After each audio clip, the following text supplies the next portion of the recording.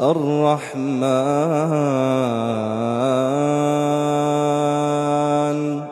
علم القرآن خلق الإنسان علمه البيان الشمس والقمر بحسبان والنجم والشجر يسجدان والسماء رفعها ووضع الميزان ألا تطغوا في الميزان وأقيموا الوزن بالقسط ولا تخسروا الميزان والأرض وضعها للأنام فيها فاكهة والنخل ذات الأكمام والحب ذو العصف والريحان فبأي آلاء ربكما تكذبان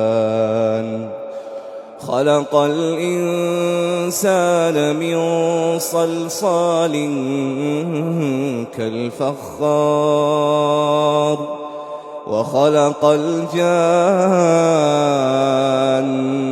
من مارج من نار فبأي آلاء ربكما تكذبان رب المشرقين ورب المغربين فبأي آلاء ربكما تكذبان مرج البحرين يلتقيان بينهما برزخ لا يبغيان فبأي آلاء ربكما تكذبان يخرج منهما اللؤلؤ والمرجان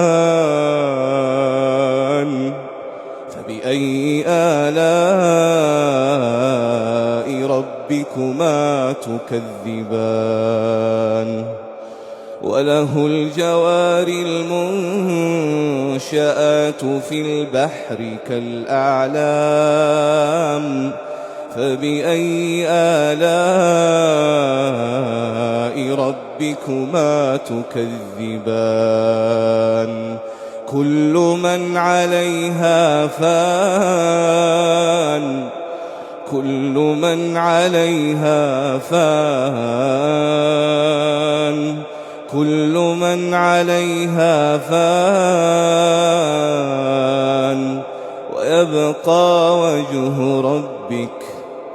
ويبقى وجه ربك ذو الجلال